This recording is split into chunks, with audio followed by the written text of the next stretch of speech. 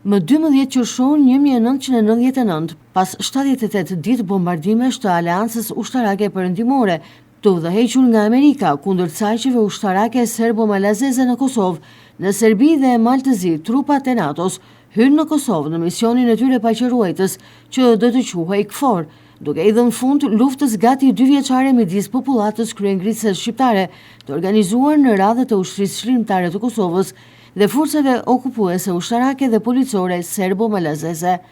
Ushtarët e parë të NATO-s që hynë në Kosovë në 12 qershor ishin forcat speciale të Norvegjisë dhe ato të shërbimit special ajror britanik, duke u gjendur ballë për ballë me trupat e Rusisë, të cilët një ditë më herët befasisht kishin marrë aeroportin e Prishtinës me qëllim ndarjen e Kosovës. Për presidenten Vjosa Osmani, 26 vjet më parë, bitokat e djegura të Kosovës zbarkoi shpresa për popullin. Kosova e lirë, për jetë krenare. Në këto ditë, 26 vjet më parë, bitokën e djegur të Kosovës zbarkoi shpresa. 50.000 ushtarë të NATO-s hynë në vendin ton të stërvitur, duke i kontribuar në çlirimin e një populli që ishte shtypur me shekuj, e mbi 1 milion shqiptar u kthyen në shtëpitë e tyre, shkruan Osmani.